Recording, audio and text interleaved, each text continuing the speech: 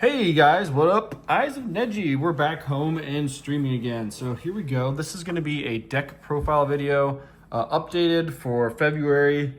Not February, March. And we're going to be exploring some different variants. I'll mention a pure variant as we go on, but like some things I've taken out, some things I've added, something just subtracted, stuff like that. But this will be the Fiendsmith variant. Yeah, so there's not gonna be a lot of room for the extra deck spice here, but I'll get into the spice after the main deck profile. So let's start. Okay, so first of all, we are going with the classic 3-man with the mark. You know, can't really say too much about this guy. He's just really good, right? So nothing's really gonna change with the 3-man with the mark. He's just really solid. And then we are playing the 1 Merciless Scorpion of Circuit.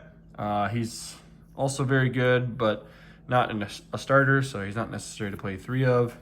We are playing 3 Anubis the Last Judge. We're coming for that Judge, Matt. Trust. I think Anubis the Last Judge is just insane cool foiling. I think the more and more I've been playing this deck, the less I felt the need for Anubis. Like, I felt like 2 honestly might be fine. But that being said, he also just is another 3 copies of Man with the Mark, right? So I think if you're not playing a heavy trap list, it probably makes more sense to cut him down to 2. But I think for now, for 3 is good, since it's okay to play more traps. However, with like a higher engine count, if you're mixing other engines in with it, like Mitsurugi, which I will talk about tomorrow. I will post a video. I think then it makes sense to just cut them down to 2. Lastly, we are playing Treasures, and then the Honorary Treasures, the Terraforming. I know you guys can't really see that. Let me move that around for you. So yeah, we're playing Treasures. Really, really just insane card. And then the set here, right, like, you got the 1 vanilla that you kind of have to play because it really is just free real estate for the Serpent Search, and then your 2 DD, which, you know, these can be set and they're not starters, so I think it's correct to not play 3 of these, but it's good to play 2. So I've been really liking this ratio a lot. Just this like package, this 5-card package does enough, and you don't need to run more of it, in my opinion. It still stays alive in the grind game, and you're not breaking. And then obviously the 1 Temple of Kings, the 1 Call-by, and the 1 Triple Tactics Talent. And on top of this, we're playing the Prosperity. So I still think Prosperity comes in clutch a lot of times because you can dig for the cards you need. Sometimes you only need the 1 card, right? Like the man. And then if they ask you, you can always just tactics, hand rip, whatever. Even though this did get put to 1, I still think it's worth running as 1. I still think in the main, it's just an insanely good card. So definitely your good 1-ofs. Now that's it for the main engine. So now here's the Fiendsmith Engine. Kind of running a smaller package. I'm trying to keep this as condensed as possible, so I can play a lot of non-engine. And plus, I don't think you need more than this.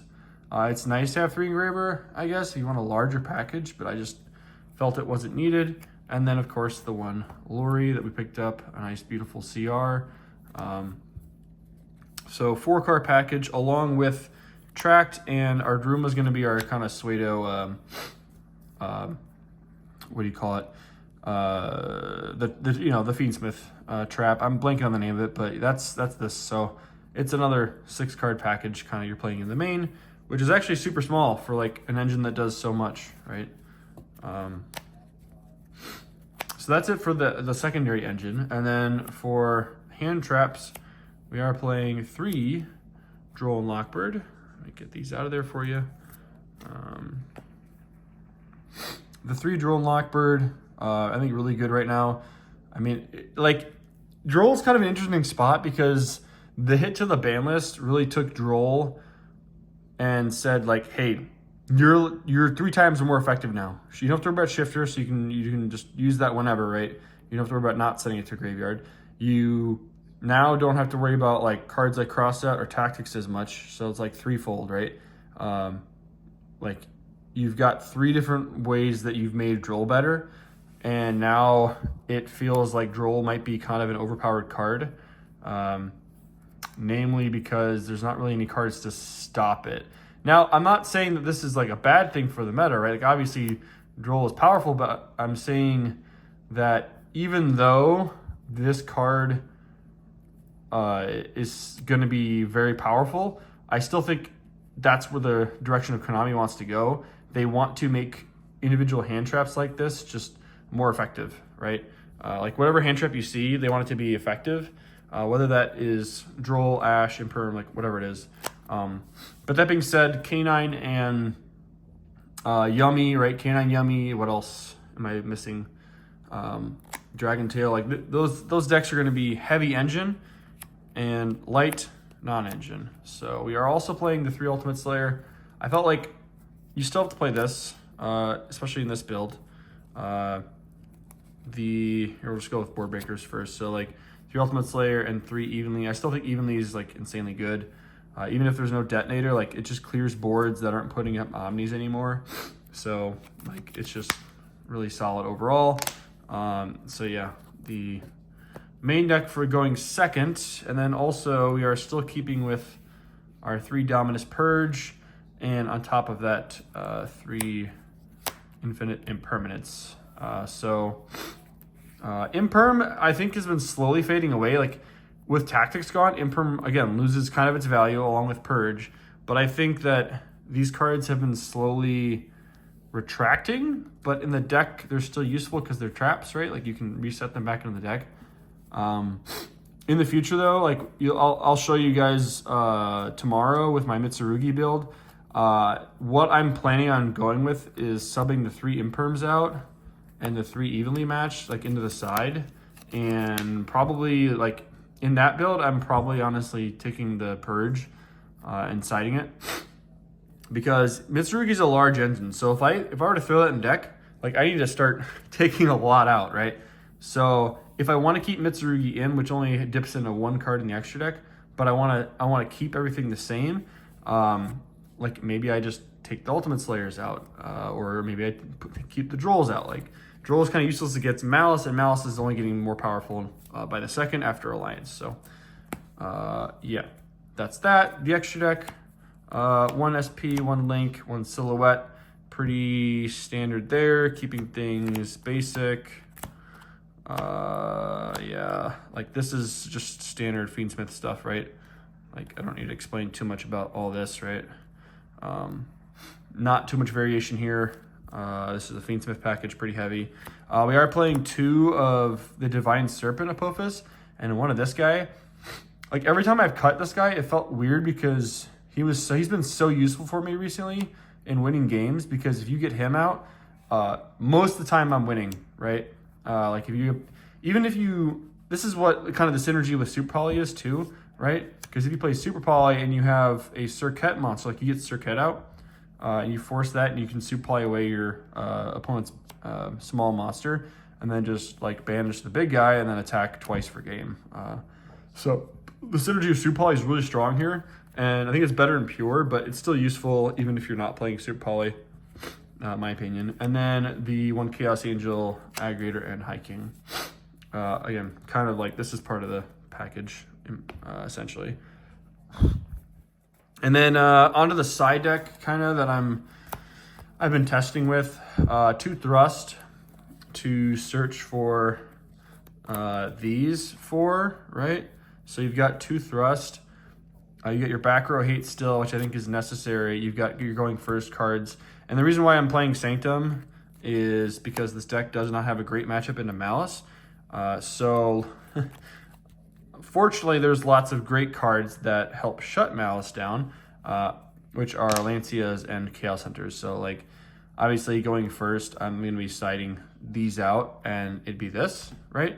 But going second, I'm not going to be throwing those in and just throwing these in, right? So siding pattern is relatively easy against Malice. Everything else you don't really need to worry about because you are playing the Raw package. Yeah, Raw, just really fun package to play. I'm never getting rid of this. I don't care. Like I'm taking this shit to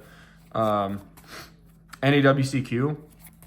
because I love it. You know, I'm I'm siding this in going second against Malice because like I'm putting them on having a Bastille in hand if I board wipe them, and they can't really do anything. Like Dangers of Divine triggers in grave, right? So there's not really a good way to interact with this card, and it just gets a 4K beat stick on board that honestly it's just tough for Malice to interact with if I have my trap set up as well.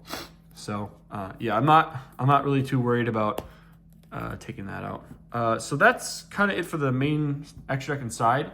But something really quick I wanted to talk about with you guys was the Super Poly package, right? So Super Poly in Pure, in Odeon Pure, actually might be insanely cracked, right?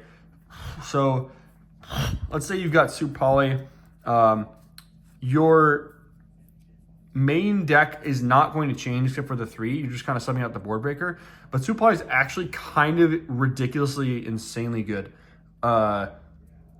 Here, I'll show you all the relevant things that you can hit with Super Poly with this deck, right?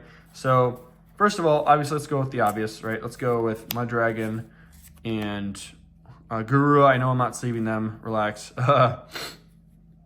So these two, obviously, the most generic cards.